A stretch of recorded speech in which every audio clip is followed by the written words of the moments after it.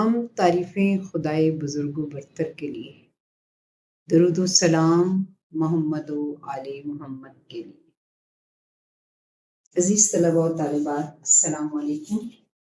आज की अच्छी बात, ख्वाहिश परस्ती दीन की तबाही का बाइस है। ये कौल हमने लिया है नहजुल बलागा से। अज़ीज़ तलबा व तालिबात, आज हम हिस्सा गज़ल से तशरीह का आगाज़ कर रहे हैं।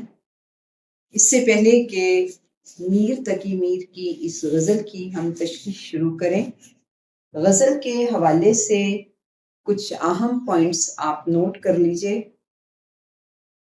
हमारे उर्दू लाज़मी के पर्चे में सवाल नंबर 2 का हिस्सा बे, तशरीह के लिए किसी भी एक गज़ल के 3 अशआर लिए जाते हैं। हर शेर की तशरीह के 3 नंबर, इस तरह से 9 नंबर तशरीह के और 1 नंबर शायर के नाम का। यहाँ ये बात याद रखना बहुत ज़रूरी है कि गज़ल के हर शेर की तशरीह अलहदा अलहदा होनी चाहिए, यानी इन अशार की तशरीह हम इकट्ठा नहीं करेंगे बल्कि अलहदा अलहदा करेंगे, क्योंकि गज़ल का हर शेर अपने मौजू के एतबार से एक इकाई है, यानी हर शेर का मफ़हूम एक दूसरे से अलहदा है और हमने इसकी तशरीह भी इसी तरह अलहदा अलहदा करनी है।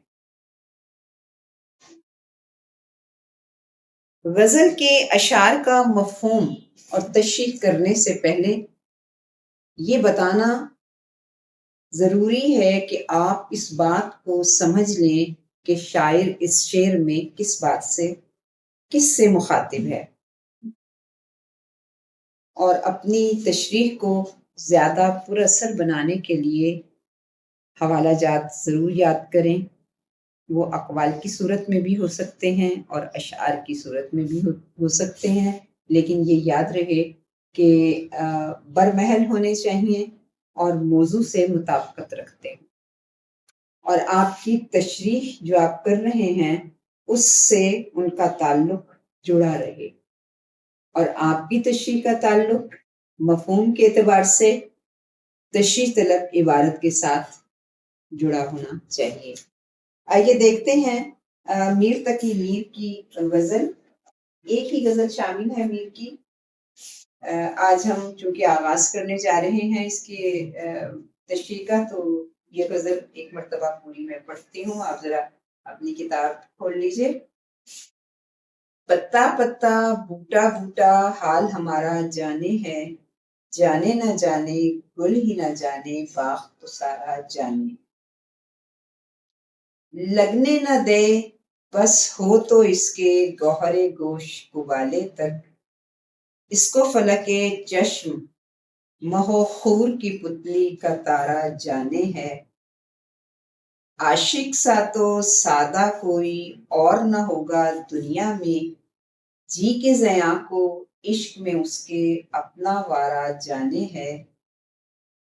चारागरी बीमारी दिल की रस्में शहरे हुस्न नहीं, वरना दिलबरे नादा भी इस दर्द का चारा जाने है। मेहरो वफाओ लुत्फो इनायत एक से वाकिफ इनमें नहीं, और तो सब कुछ तंजो गिनाया रमजो इशारा जाने है। तश्ने खूं है अपना कितना मीर भी नादा तल्खिए कश, दमदार आवे तेह को इसकी आबे गवारा जाने है। आइए देखते हैं पहला शेर। पत्ता पत्ता बूटा बूटा हाल हमारा जाने है, जाने न जाने गुल ही न जाने बाग़ तो सारा जाने। गो कि इस शेर में मुश्किल अल्फाज नहीं हैं, लेकिन फिर भी थोड़ी सी अपनी वजाहत करने के लिए मुश्किल अल्फाज के मैंने मानी यहाँ कुछ लिखे हैं। आप देख सकते हैं कि यहाँ पर पत्ता पत्ता बूटा बूटा और गुल और बाग का तस्करा है, तो यकीनन बाग के ही ये पत्ते और ہیں۔ پتا پتا یعنی باغ کا ہر پتا، بوٹا بوٹا یعنی باغ کا ہر پودا، گل یعنی گلاب کا پھول۔ اچھا، یہاں پر ایک بات اور بھی یاد رکھنے کی ہے کہ اشعار کی تشریح کرنے سے پہلے کچھ مشکل الفاظ کے معنی یہاں پر اگر لکھے جاتے ہیں تو اس کی وجہ یہ ہے کہ آپ مشکل الفاظ کے مفہوم کو بہت اچھی طرح سے یاد رکھ لیں، وگرنہ اس کی تشریح کرتے ہوئے ضرورت نہیں ہے، بلکہ ان معنی کو یا آسان لفظوں میں لکھنا آپ نے اپنی تشریح کے حوالے سے ہی آپ اس کو کریں گے۔ تو آئیے دیکھتے ہیں میر تقی میر کے حوالے سے۔ میر تقی میر کو خدائے سخن کہا جاتا ہے۔ وہ غزل کے بے تاج بادشاہ ہیں۔ ان کی شاعری کو بعد میں آنے والے شعراء نے بہترین انداز میں خراج تحسین پیش کیا، اور غالب جیسا شاعر بھی یہ کہے بغیر نہ رہ سکا کہ ریختہ کہ تمہیں استاد نہیں ہو غالب، کہتے ہیں اگلے زمانے میں کوئی میر بھی تھا۔ میر تقی میر کا زمانہ ان کی ذاتی زندگی اور ان کے معاشرتی اعتبار سے بڑی مشکلات اور تکالیف سے دوچار رہا۔ اس کیفیت نے ان کی شاعری میں سوز و گداز کا ایک ایسا عنصر پیش کر دیا تھا جس سے متاثر ہوئے بغیر کوئی نہ رہ سکا۔ شامل نصاب نظم میں جو ان کی غزل شامل ہے، اس میں لمبی بحر کے استعمال نے ایک ترنم کی سی کیفیت پیدا کی ہے، آپ نے جیسا کہ ابھی پوری غزل کو سنا۔ آئیے دیکھتے ہیں اب اس شعر کی جانب کہ خدائے سخن میر تقی میر فرماتے ہیں کہ ہمارے حال سے باغ کا ہر پتا، ہر پودا پوری طرح واقف ہے، لیکن افسوس کہ گلاب کا پھول جو ہر ایک کا مرکز نگاہ ہے، وہ ہمارے حال سے بے خبر ہے۔ یہاں پتا پتا اور بوٹا بوٹا کا استعارہ عام لوگوں کی جانب اشارہ کر رہا ہے، جبکہ گل کا استعارہ محبوب کے لیے استعمال ہوا ہے۔ شاعر نے اپنی دلی کیفیت کو بیان کرتے ہوئے کہا ہے، یعنی شاعر یہاں پر یہ بتانا چاہ رہا ہے کہ کائنات کا ذرہ ذرہ جو اس کے دل کی حالت ہے یا دل کی کیفیت ہے، اس سے فطرت کا ذرہ ذرہ تو آگاہ ہے، لیکن افسوس کہ میں جس تک اپنے جذبات، اپنے احساسات پہنچانا چاہتا ہوں، وہ میری حالت سے بے خبر ہے۔ یعنی شاعر اس شعر میں اپنے محبوب سے بے توجہی کا، بے التفاتی کا، بے خبری کا گلہ کر رہا ہے۔ اثر اس کو ذرا نہیں ہوتا، رنج راحت فضا نہیں ہوتا۔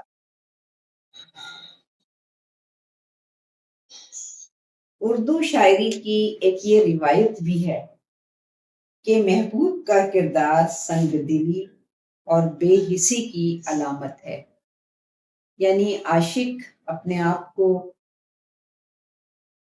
عاجز سمجھتا ہے، کمتر سمجھتا ہے، وفاداری نبھاتا ہے، لیکن محبوب اس کے برعکس بہت سنگ دل واقع ہے، اور یہ عشق نہیں آساں، بس اتنا سمجھ لیجئے ایک آگ کا دریا ہے اور ڈوب کے جانا ہے۔ یہ اردو شاعری کا ایک روایتی پہلو ہے کہ محبوب سنگ دل ہے اور عاشق جو ہے وہ با وفا ہے۔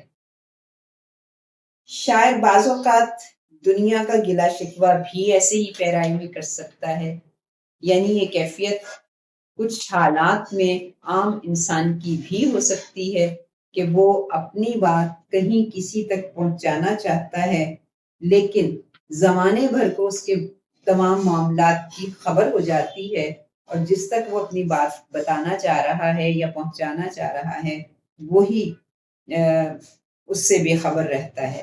اور بعض اوقات صورتحال کچھ ایسی بھی ہو جاتی ہے کہ سارا زمانہ جب عاشق کے راز سے آگاہ ہو جاتا ہے تو بسا اوقات ذلت و رسوائی بھی اس کا مقدر بن جاتی ہے۔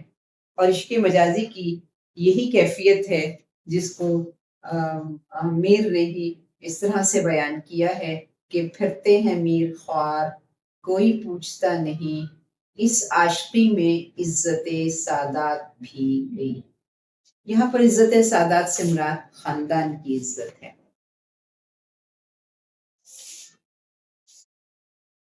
گلاب کا پھول باغ کے حسن و زیبائش اور خوشبو کا ایک ایسا استعارہ ہے کہ باغ میں داخل ہونے والے ہر شخص کی نظر سب سے پہلے تر و تازہ نوشگفتہ گلاب کے پھول پر ہی پڑتی ہے۔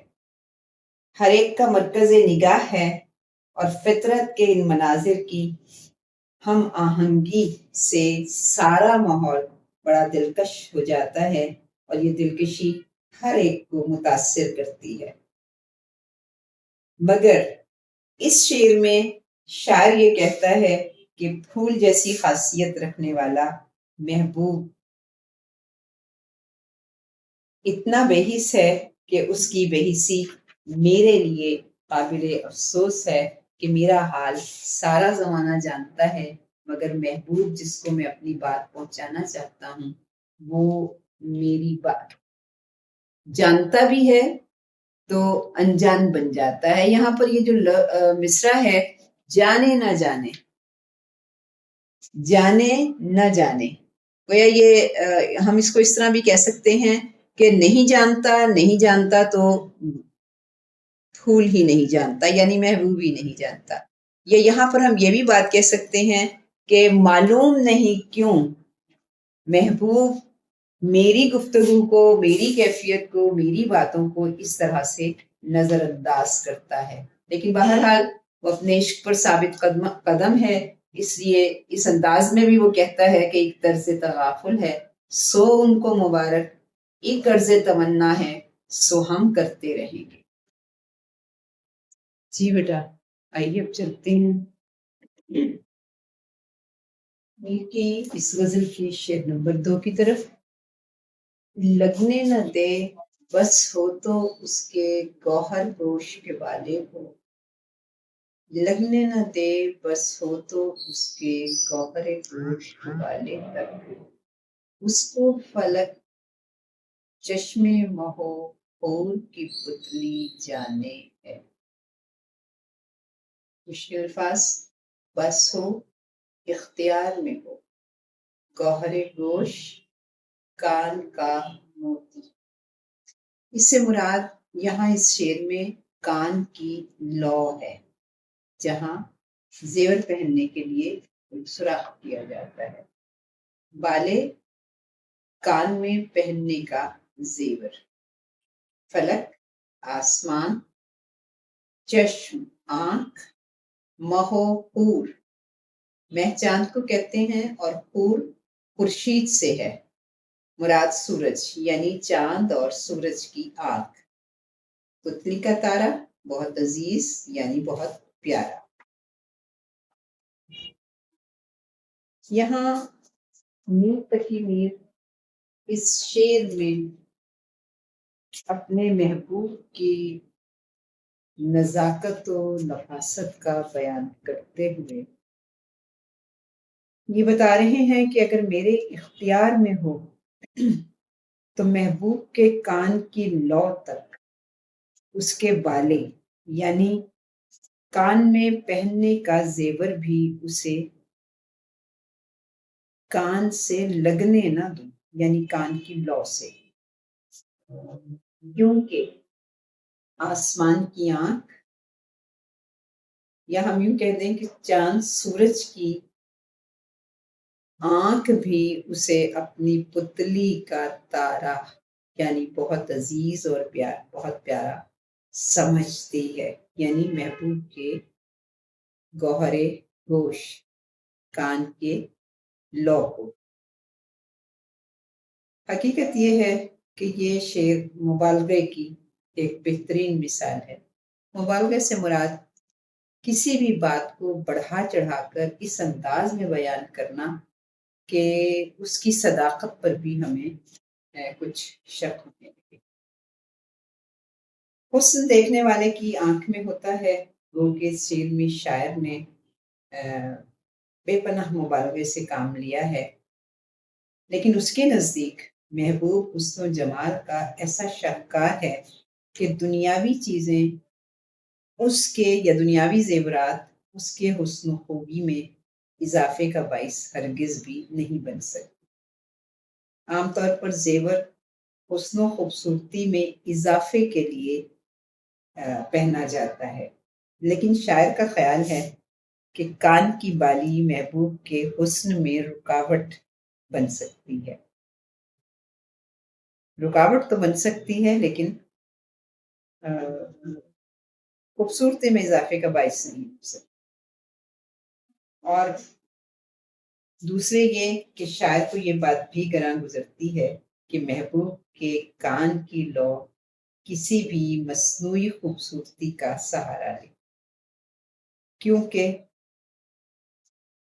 نہیں محتاج زیور کا جسے خوبی خدا نے دی، کہ دیکھو چاند کتنا خوشنما لگتا ہے بن گہنے۔